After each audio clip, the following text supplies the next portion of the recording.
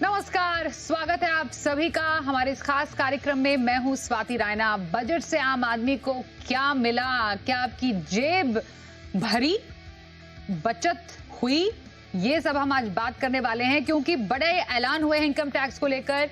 New income tax रजीम, जो लोग इसमें हैं या फिर जो लोग सोच रहे हैं जाने की, उनके लिए एक बहुत बड़ा बोनांजा, बजट बोनांजा कह सकते हैं। 12 लाख तक अब आपको टैक्स नहीं लगेगा। लेकिन क्या है इसका गणित, ये समझने की जरूरत है। क्या आपको फायदा वाकई में हो रहा है या फिर है कंडीशन सप्लाई, इसको समझने की है पूरी कोशिश आज हमारे शो में। और किसको क्या मिला, इस पर बात करने के लिए, पूरी एनालिसिस के लिए हमारे साथ तैयार है हमारे 3 आज खास एक्सपर्ट्स। इनसे करेंगे आज, इनकी मदद लेंगे बजट डिकोड करने में। ऑप्टिमम मनी के एमडी पंकज मटपाल हमारे साथ हैं। रुंगटा सिक्योरिटीज से certified financial planner Harshvardhan Rungta हमारे साथ हैं, और साथ ही टैक्स एक्सपर्ट विमल पुन्निया जी हमारे साथ हैं इस पूरे शो में शामिल, बताने के लिए कि आखिरकार किसे क्या मिला। विमल सर, सबसे पहले आपसे शुरुआत करते हैं, लेकिन उससे पहले बजट की कुछ बड़ी बातें ये जरा सब दर्शकों के सामने रख दें कि टैक्स के बड़े ऐलान क्या हुए। वेरी नटशेल में आपको बता दें, नई टैक्स रजीम के टैक्स दरों में कई बदलाव हुए हैं। नई टैक्स रजीम में 12 लाख तक की आय टैक्स फ्री होगी। सीनियर सिटीजन के ब्याज पर टैक्स कटौती बढ़ा दी गई है, 1 लाख तक कर दी गई है। एलआरएस के तहत जो पैसे विदेश भेजते हैं, अब 7 से 10 लाख रुपए उसे कर दिया गया है, उस पर टीसीएस नहीं लगेगा। यही आप पैसे पढ़ाई के लिए भेजते हैं तो उसको टीसीएस से एग्जेम्प्ट किया गया है। रेंट पर जो टीसीएस की सीमा है वो लगभग 2,40,000 से बढ़ाकर 6 लाख कर दी गई है। अपडेटेड आईटीआर फाइलिंग की अवधि 4 साल तक बढ़ा दी गई है। नेशनल सेविंग स्कीम्स की निकासी को टैक्स फ्री किया गया है। एनपीएस वात्सल्य में एनपीएस की तर्ज पर ही टैक्स बेनिफिट मिलेगा। इसके भी कुछ हम जो बारीकियां समझने की कोशिश करेंगे। यूलिप को लेकर कुछ जो ऐलान हुए हैं जिस पर क्लैरिफिकेशन बाकी है कि 2.5 लाख रुपए से ऊपर का जो प्रीमियम बनता है, जो यूलिप से कमाई होती है, उस पर क्या आप कैपिटल गेन टैक्स लगेगा और आपके जो टैक्स स्लैब है उसके हिसाब से टैक्स नहीं कटेगा। इस पर जरा समझने की कोशिश करेंगे क्या है। और सबसे इंपॉर्टेंट, बहुत ही जल्द आने वाला है नया आसान tax, income tax bill, direct tax code, जिसे और भी ज्यादा सरल बनाने की कोशिश होगी। तो कैसा होगा अब नया टैक्स स्वरूप, इसको हम समझेंगे। लेकिन आज की सबसे बड़ी खबर, नई टैक्स रजीम में बड़े बदलाव। विमल सर समझना चाहेंगे, ये जो 12 लाख तक की आय टैक्स फ्री बताई गई है, कितने लोगों को राहत और कैसे होगी सर, इसका थोड़ा सा मैथमेटिक्स अगर बताएंगे, कैसे ये 12 लाख तक अब आपको टैक्स नहीं लगेगा? एक्चुअली पहले क्या होता था, 3 साल पहले 5 लाख तक फ्री था। पिछले बजट में उन्होंने 7 लाख किया और अभी 12 लाख। 12 लाख का मतलब यह है कि टैक्स बेसिक डिडक्शन तो आपको जो पहले मिलता था वही मिलने वाला है, 5 लाख का या 3 लाख का। ओल्ड स्कीम के अंदर 3 लाख, नए में 5 लाख। लेकिन अगर आपको 12 लाख तक जो टैक्स वर्किंग होती है और जो टैक्स पेबल आएगा वो 87A की जो रिबेट मिलती है उसके अंदर आपको डिडक्शन मिल जाएगा। So end of the day finally salaried employ को 12,75,000 रुपया, नॉर्मल आदमी को 12 लाख रुपया तक कोई टैक्स नहीं आएगा। लेकिन जिसकी इनकम 12 लाख के ऊपर है, तो पहले ऐसा इंप्रेशन गया था मॉर्निंग में कि 12 लाख के ऊपर वाले का इनकम को पूरा टैक्स लग जाएगा। तो जिसकी इनकम 12 लाख तक उसके रुपया भी नहीं लगेगा, और 12 लाख और 1,000 हो गया तो आपको 60-70,000 रुपया टैक्स लग जाएगा। एक्चुअली वैसा नहीं है। एक इनकम टैक्स में ऑलरेडी प्रोविजन है मार्जिनल रिलीफ का, कि अगर मेरी इनकम 12 लाख और 10,000 होती है तो मेरे को 12 लाख वाला तो फ्री मिलता है, लेकिन इसमें वर्किंग ऐसे होगी कि 12 लाख 10,000 पे टैक्स आएगा और खाली 10,000 सरप्लस हो रहा है। 12 लाख तो मेरा फ्री है, तो मुझे खाली 10,000 ही भरना पड़ेगा। अगर 12 लाख 20,000 इनकम होगी तो 20,000 ही भरना पड़ेगा। जिसकी इनकम ज्यादा है, बहुत 15 लाख है, 18 लाख है, 20 लाख है, उसको स्लैब वाइज टैक्स लगेगा। और उसको भी रिबेट दिया है, बिकॉज स्लैब के अंदर भी कम ज्यादा किया है और बड़ा रिबेट दिया है। और जिसका इनकम समझो, एक एग्जाम्पल देता हूं मैं, कि मेरा इनकम समझो बाय द वे 25 लाख रुपया है, तो मेरे को 1,10,000 रुपया तक का टैक्स कम लगेगा। अगर मेरा income by the way 18 lakh रुपया है तो भी मेरे को 70,000 रुपया टैक्स कम पड़ेगा, और 25 लाख वालों को 1,10,000 रुपया कम पड़ेगा। तो 1,10,000 मेन आइटम है, उससे ज्यादा फर्क नहीं पड़ेगा। तो समझो मेरी इनकम 50 लाख भी है तो मैं पहले जो टैक्स भरता था 1,10,000 रुपया कम भरूंगा। ओके सर, बिल्कुल बिल्कुल। जरा थोड़ा क्लैरिफाई कर दें, ये आपके सामने है टैक्स स्लैब, जो अभी जो न्यू टैक्स रिजीम है उसमें 3 लाख तक 0% टैक्स है, 3 से 7 लाख तक 5% टैक्स है, 7 से 10 लाख तक फिर आपका 10% की टैक्स की देनदारी बनती है। उसके बाद फिर ये जो स्लैब है आगे बढ़ता है 10 से 12 लाख तक 15% का, 12 से 15 लाख पर 20% का, 15 लाख से ज्यादा 30% का। अब जो बजट में पंकज जी जो प्रपोजल किया गया जो कि लागू हो जाएगा वो 4 लाख से शुरू किया, मतलब जो बिल्कुल। ज्यादा स्लैब में टैक्स स्लैब में ट्वीकिंग की गई, जो विमल सर भी बता रहे थे। आप अभी जो मौजूदा टैक्स रिजीम है 7 लाख तक की आय टैक्स फ्री थी, लेकिन यहाँ पर सैलरीड पर्सन के लिए 12,75,000 और वैसे 12 लाख। और यहाँ पर सर ब्रेक इवन पॉइंट कहाँ पर है, जरा मुझे बताइए। ये जो बदलाव किए गए हैं किनको ज्यादा फायदा हो रहा है, कौन से स्लैब वाले टैक्स पेयर्स को ज्यादा फायदा हो रहा है इससे? देखिए, पहली बात तो ये है कि अगर आपकी इनकम से 12 लाख तक है और जो हम बात करें 75,000 की, वो पहले भी था और अभी भी है, तो पहले वो 7,75,000 मान लीजिए और अभी उसके 12,75,000 मान लीजिए। तो अगर आप इतनी इनकम में हैं कि पहले आप अगर आपकी इनकम जो थी वो 7 लाख तक एग्जेम्प्टेड थी और अभी 12 लाख तक हो गई है, तो डेफिनेटली ऐसे सभी इंडिविजुअल जिनकी इनकम 12 लाख एक्सीड नहीं हो रही है, उनको तो बहुत ही फायदा हो गया, टैक्स पे करना ही नहीं है। बट उसके अलावा अगर हम बात करें तो हर एक को फायदा, इसमें ऐसा नहीं कि किसको फायदा होगा, बिकॉज किसी भी इनकम में आप हैं तो सबसे पहली बात तो यह है कि अगर आप पहले 7 लाख से ऊपर जा रहे थे, टैक्स पे कर रहे थे, तो नहीं करना है। पर उसके ऊपर वाले जो लोग हैं उनको भी, क्योंकि स्लैब में बदलाव है, तो हर एक को यहाँ पर फायदा मिलने वाला है। तो वैसे तो विमल जी ने पूरा एक्सप्लेन कर ही दिया, बट अगर मैं बोलूँ कि आपको हर इंडिविजुअल की कुछ कैलकुलेशन बताऊं तो आपको बड़ा अच्छा लगेगा कि अगर किसी की सैलरी, मैं सैलरी इसलिए कह रहा हूं कि 75,000 रुपीज का डिडक्शन भी आपको मिल जाएगा।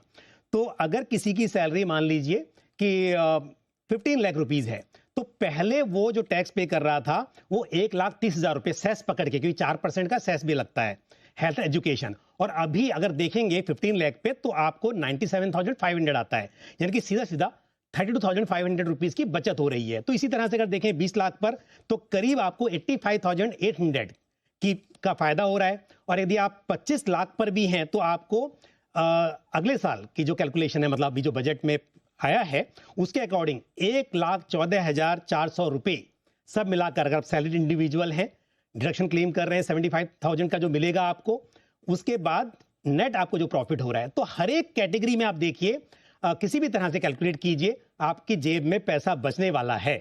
बिल्कुल, तो जेब में पैसा बचने वाला है, ये इसका गणित बताया पंकज जी ने। हर्षवर्धन, मुझे एक बात जरा बताइए, आज के इस पूरे बजट स्पीच का एक बहुत बड़ा हाईलाइट ये भी रहा कि बहुत जल्दी एक नया और सरल बजट, माफ कीजिए, डायरेक्ट टैक्स कोड आएगा। मैं विमल जी से भी इस पर राय लूंगी, लेकिन पहले मुझे एक बात बताइए, क्या पहले भी इशारा था कि हाँ पुराने टैक्स जो रेजिम है उसकी तरफ ज्यादा फोकस तो वित्त मंत्री नहीं कर रही हैं, अब धीरे धीरे नई टैक्स रेजिम को इस पे एग्जेम्पशन तो डाला नहीं गया, किस तरफ ये पूरा जो टैक्स रेजिम है वो बढ़ रहा है और ज्यादा से ज्यादा लोग अब इस चेंजेस के बाद आपको लग रहा है न्यू टैक्स रेजिम में जाएंगे? जी हाँ, बिल्कुल स्वाति। अगर हम डायरेक्ट टैक्स कोड की बात करें तो ये बहुत पुराना प्रपोजल है। सिर्फ आप ये पॉइंट कि अब ये ऑफिशियली आप देखिए 1 हफ्ता 10 दिन में उसे इंट्रोड्यूस कर दिया जाएगा। जहां तक इंडिविजुअल्स का सवाल है, जो ये ऑप्शन चूज करने के दोनों ऑप्शन आपको दिए गए, old tax regime and the new tax regime, लेकिन जो बदलाव किए गए हैं अभी जो नई टैक्स रेजिम के अंदर में, जो अभी हमने बात की कि 12,75,000 तक की अगर आपकी इनकम है और आप सैलरीड है तो आपको कोई टैक्स नहीं भरना है, तो ये जो इंसेंटिव है, तो ये मुझे लगता है कि अधिकतर इंडिविजुअल्स जो है वो ये नई टैक्स रेजिम में शिफ्ट करने के लिए डेफिनेटली कंसिडर करेंगे। अब देखिए 2-3 चीजें बहुत अच्छी हैं। एक है कि ये बहुत ही सिंप्लीफाइड है। आपको जो प्रूफ सबमिट करने की बात होती है, अगर एक सैलरीड इंडिविजुअल है, उनकी एम्प्लॉयर उनसे प्रूफ सबमिट करने की बात करते हैं, एचआरए कैलकुलेशंस की अगर बात करें, बहुत सारी चीजें उसमें आती है जो काफी हद तक कॉम्प्लिकेट करती थी टैक्स लायबिलिटी को एसर्टेन करने के लिए। तो अभी अगर आपके पास एक सिंपल सा स्लैब है, आपके पास स्लैब क्या है, 4, 8, 12, 16, 20, 24, फिर आपके पास टैक्सेशन क्या है, वो सिंपल बना दिया, 5, 10, 15, 20, 25, 30। सो पॉइंट एकदम सिंपल है। आप एकदम क्लियरली एस्टिमेट कर पाएंगे कि आपकी टैक्स लायबिलिटी कितनी है। अगर आप 12 लाख रुपया या 12,75 तक कमाते हैं, आपको ये पता है कि आपको कोई सरकार को टैक्स नहीं देना है, तो आप समझिए लगभग लाख रुपए तक आपकी महीने की इनकम, आपको कोई टैक्स नहीं देना। आई थिंक ये बहुत बड़ा रिलीफ है। जहां तक सवाल है कि जो डायरेक्ट टैक्स कोड में क्या होगा, मुझे लगता है कि जब ये इंट्रोड्यूस होगा, it is going to be a silent death to the old tax regime. उसमें धीरे धीरे मुझे नहीं लगता कि अभी कोई भी ऐसा पहलू बचेगा जो किसी को भी ल्योर करेगा कि भाई पुरानी टैक्स रेजिम में टैक्स फाइल करे। अभी मैं मीडिया रिपोर्ट्स देख रहा था थोड़ी कि 12 लाख के नीचे जितने टैक्स फाइलर्स हैं, करीबन 85 to 87% जो रिटर्न्स फाइल होती है उनकी इनकम 12 लाख तक होती है। तो मान लीजिए इतने लोगों को आप रिलीफ दे रहे हैं, तो आई डोंट थिंक कि ऐसा कोई इंसेंटिव होना चाहिए किसी के पास पुरानी टैक्स रेजिम में जाने के लिए। ओके, तो ज्यादा से ज्यादा कोशिश की जा रही है कि नई टैक्स रेजिम में जो टैक्स पेयर्स है वो जाए।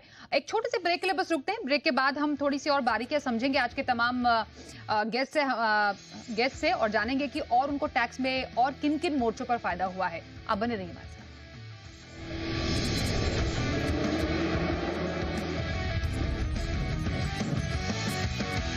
में मिडिल क्लास को क्या मिला, टैक्स के मोर्चे पर कितनी राहत रही, इस पर चर्चा चल रही है। विमल पुनमिया हमारे साथ हैं, रूंगटा सिक्योरिटी से हर्षवर्धन रूंगटा हैं, साथ ही ऑप्टिमा मनी के एमडी पंकज मटपाल है। विमल सर, तो क्या अब न्यू टैक्स रेजिम में सबको आ जाना चाहिए, इतना आकर्षक बना है, और डायरेक्ट टैक्स कोड के बाद आपको लग रहा है धीरे धीरे अब वो टैक्स रेजिम फेज आउट ही हो जाएगी? पिछले 3-4 साल से जो अमेंडमेंट हो रहे हैं, सब बेनिफिट न्यू रिजिम वाले को दिया जा रहा है, ओल्ड रिजिम वाले को कुछ नहीं दे रहे वो लोग। तो री रिजिम में ऑलरेडी 2/3 लोग तो आ चुके थे लास्ट ईयर तक। अभी लेटेस्ट डेटा आएगा तो उसमें 80-90% तो उसमें होंगे, और अभी जो रिलीफ मिली है सब, इसके बाद मेरे को लगता है 99% न्यू रिजिम में ही आएंगे। ओके, ओल्ड रिजिम धीरे धीरे अपने ओन उसकी डेथ हो जाएगी, और हो सकता है जो नया कोड आ रहा है 7-8 दिन के बाद में, उसमें शायद न्यू ओल्ड रिजिम की बात ही नहीं होगी, न्यू रिजिम ही होगा। ओके सर, इसके कुछ और फाइन प्रिंट्स या जो कि अब एक हफ्ते भर बाद ही हमें मालूम भी चल जाएगा, इस पर डिस्कशन करने के लिए काफी कुछ रहेगा। पंकज जी, यूलिप के प्रीमियम को लेकर जरा थोड़ा सा कंफ्यूजन है या क्लैरिटी लेना बेहद जरूरी है। 2.5 लाख तक का जो यूलिप का प्रीमियम है उस पर टैक्स नहीं लगता है?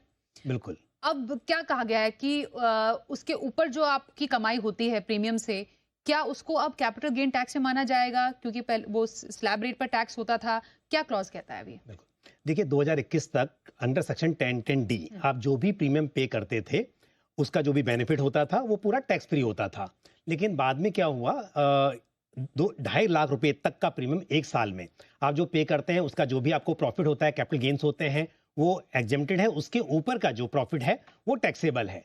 टैक्सेबल पहले भी था, टैक्सेबल अब भी है, लेकिन मतलब 21 के बाद जब से वो इंट्रोड्यूस हुआ, लेकिन क्लैरिटी नहीं थी कि उसे कैसे आपको लेना है, इनकम फ्रॉम अदर सोर्स लेना है या फिर कैपिटल गेन्स में उसको रखना है। लेकिन अभी ये क्लैरिटी आई है कि उसे आपको कैपिटल गेन कंसिडर करना है।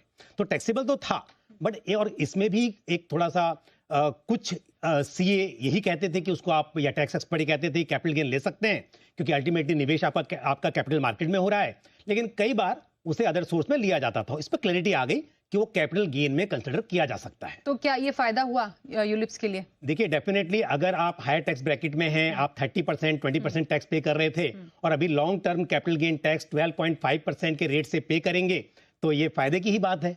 ओके, जो आपके टैक्स स्लैब, अगर हाई टैक्स स्लैब में तो 30% तक आप टैक्स देते थे उसका, अब आप कह रहे हैं कि अभी लॉन्ग टर्म के हिसाब से या शॉर्ट टर्म जो भी रहेगा, शॉर्ट टर्म होगा नहीं यहाँ पर, क्योंकि 5 साल का मिनिमम आपका लॉक इन होता ही है। हाँ बिल्कुल बिल्कुल, तो वो 12.5% हो जाएगा, तो एक बड़ा मार्जिन से फायदा हो सकता है आपको।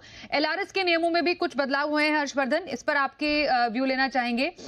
विदेश जो आप पैसे भेजते हैं अंडर एलआरएस स्कीम, उसका भी जो लिमिट है वो बढ़ा दिया गया from 7 lakh to 10 lakh rupees. क्या फायदा होगा, और उसमें भी जो बच्चे पढ़ रहे हैं एजुकेशन पर्पस की तरफ से, उसको इससे एग्जेम्प्ट रखा गया है?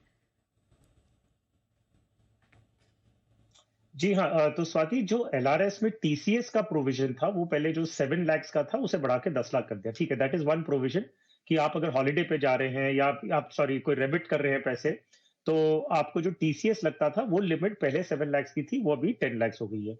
जहां तक रेमिटेंस का सवाल है, वो चिल्ड्रंस एजुकेशन जो प्रोविजन है बहुत क्लियरली सिर्फ इतना ही कह रहा है कि अगर आप कोई रिकग्नाइज्ड फाइनेंशियल इंस्टीट्यूशन से अगर आप कोई एजुकेशन लोन देके अगर आप रेमिट कर रहे हैं पैसे, तो जहां पे टीसीएस पहले 0.5% था उसे हटा दिया गया है। तो आई थिंक ये एक पार्शियल रिलीफ है। इनफैक्ट एक प्रोविजन ये भी देना चाहिए था कि अगर आप बिना फाइनेंशियल लोन के अगर आप अपने बच्चों की पढ़ाई का रेमिटेंस अगर डायरेक्टली यूनिवर्सिटी को कर रहे हैं तो उस पर 20% टीसीएस है। तो मेरे ख्याल से वो रिलीफ मिली नहीं है, लेकिन ठीक है, जो अगर लोन लेके कर रहे हैं तो उस पे जो 0.5% टीसीएस था उसे हटाया गया है। विमल सर, जो आईटीआर फाइलिंग को लेकर जो अपडेटेड आईटीआर फाइलिंग है उसके सर जो मियाद है वो 2 साल से 4 साल कर दी गई है। सर क्या ये रेट्रोस्पेक्टिव वे में लागू होगा, आगे लागू होगा? सर इस पर थोड़ा क्लैरिटी बताइए, किन लोगों को इससे फायदा होने की उम्मीद है? जब भी कोई बेनिफिशियल प्रोविजन आता है लॉ के अंदर, तो वो नॉर्मल ऑलवेज रेट्रोस्पेक्टिव ही होता है। Okay sir. लेकिन जो चार्जिंग सेक्शन आएगा, समझो आज 2 साल है और कल 1 साल रह गया, तो उसको रेट्रोस्पेक्टिव नहीं करेंगे, वो प्रोस्पेक्टिव होता है।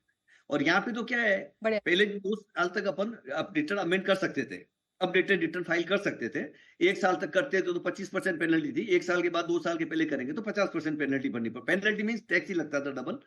एंड वो ध्यान में रखते हुए इन्होंने भी 4 साल किया है, तो किसी आदमी को लगे कि मेरे 4 साल में कोई रिटर्न भरने में गलती हुई है, नोटिस आने के पहले, तो अपना अपडेटेड रिटर्न कर सकता है। तो मेरे ख्याल से बहुत बेनिफिशियल प्रोविजन है। और ऐसे ही विवाद से विश्वास स्कीम भी उन्होंने काफी इंसेंटिव दिया है कि आपको जितनी अपील पेंडिंग पड़ी है और उसको अपना समझो लिटिगेशन खत्म करना है, तो सिंपल जो टैक्स आ रहा है 30% या 35%, जो भी टैक्स आ रहा है, टैक्स मतलब सरचार्ज एजुकेशन सेस ऐड करना पड़ेगा, कोई पेनल्टी नहीं, कोई इंटरेस्ट नहीं, और सब आपका गंगा स्नान जिसका लिटिगेशन उसका हो सकता है। ये काफी अच्छा 2-3 स्कीम को उन्होंने एक्सटेंड किया है और बढ़ाया है, या पिछले 1 साल में लेके आए हैं। ये बहुत अच्छी स्कीम है। Okay sir. और पंकज सर, सीनियर सिटीजन के लिए क्या खास रहा? उनके लिए भी कुछ खास तोहफे किए हैं? कर दिया। और एक बात और ऐड करूंगा, सिर्फ सीनियर सिटीजन नहीं, बाकी इंडिविजुअल्स के लिए जो 40,000 की लिमिट थी उसे बढ़ाकर 50,000 कर दिया। तो इससे मतलब ये नहीं कि टैक्स कम हो गया आपका, लेकिन कॉम्प्लायंस आपका बच जाता है कि आपको 15G form, 15H form submit करने की जरूरत कम पड़ेगी। जब उससे ऊपर निकलेंगे तभी पड़ेगी, या फिर आपको या फिर टी टैक्स कट गया फिर रिफंड क्लेम करना है, तो ये झंझट बच जाता है। तो इसके लिए मेरे हिसाब से ये थोड़ा अच्छा सुविधा वाली बात है। और रेंट पर जो टीडीएस यहाँ की भी जो लिमिट बढ़ाई है, ये क्लैरिटी में बता दूं, रेंट की जो बात कर रहे हैं 2,40,000 की, ये कॉमर्शियल प्रॉपर्टी के लिए है। अगर इंडिविजुअल की बात करते हैं तो वहां पे ऑलरेडी 50,000 रुपीज से यदि आपका रेंट अधिक है तो आपको वहां पर टीडीएस डिडक्ट करना होता है। कॉमर्शियल में लिमिट 2,40,000 की थी साल में, जिसको अभी 50,000 महीना कर दिया गया, तो अगेन वो 6 लाख हो गया। और जो बाकी लोग हैं जो घर लेते हैं रहने के लिए, उसमें पहले से ही 50,000 के ऊपर यदि आपका रेंट होता है तो आपको टीडीएस डिडक्ट करना होता है। ओके। एक जो क्लैरिटी है, मैं इनफैक्ट हर्षवर्धन और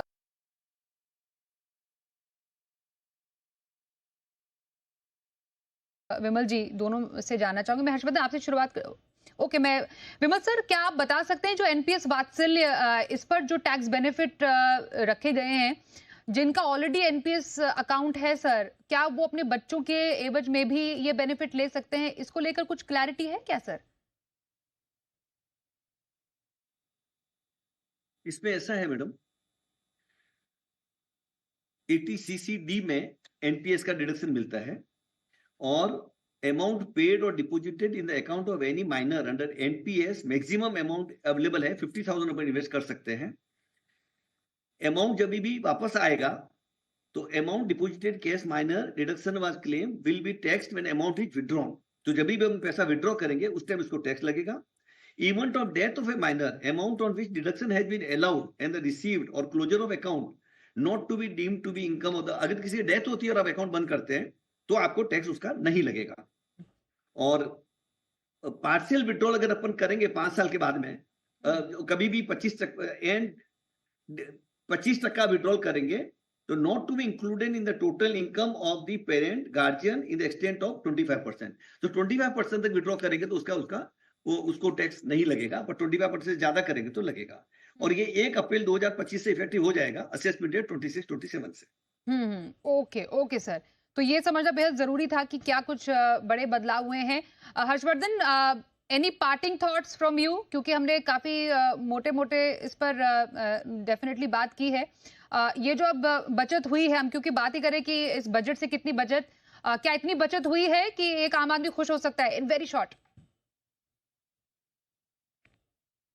जी हाँ स्वाति, बिल्कुल ही मैं कहूंगा कि इस बार जो जेन्युइनली सरकार ने कोशिश की है कि जो मिडिल इनकम फैमिलीज थी, वो उनको बहुत बड़ा ग्रीवियंस था कि उनके हाथ में पैसे बच नहीं रहे थे, इन्फ्लेशन को ध्यान में रखते हुए, बढ़ते हुए खर्चे को देखते हुए। तो इस बार जेन्युइनली सरकार ने मिडिल इनकम फैमिलीज के हाथ में पैसे छोड़े हैं। मेरी सिर्फ एक दरख्वास्त है कि जितने भी अगर आपके पैसे हाथ में एक्स्ट्रा बचते हैं, इसको बहुत वाइजली यूज करिए। इसे खर्च में, जरूरी नहीं है कि खर्च में यूज करें, आप अपनी ईएमआई बढ़ा सकते हैं ताकि आपका लोन जल्दी खत्म हो, या अपना इन्वेस्टमेंट्स जो गोल्ड्स के लिए आप सोचते थे पहले जो कम पड़ रहे थे वो पैसे अभी आप अपने गोल्स फुलफिल करने के लिए या फिर लोन कम करने की कोशिश करें, अपने ईएमआई बढ़ा दें। बिल्कुल, तो हाथ में जो एक्स्ट्रा पैसा है उसका सदुपयोग कैसे करना है ये आपको खुद मालूम है। एक राह तो आपको दिखा दी गई है, उसकी अब पर्सनल जो प्लानिंग है वो हमारे एक्सपर्ट्स उसमें आपकी जरूर मदद करेंगे। और बहुत धन्यवाद करेंगे इस चर्चा में शामिल होने के लिए पंकज जी आपका, हर्षवर्धन आपका और विमल सर आपका भी थैंक यू सो मच हमारे साथ बजट की इन बारीकियों को डिकोड करने के लिए। तो आज के इस पर्सनल फाइनेंस स्पेशल में बस इतना ही। आप सबको क्या मिला इस बजट से हमने आपको बताया, पर बजट की तमाम शानदार कवरेज के लिए आप बने रहिए हमारे साथ और देखते रहिए जी बिजनेस।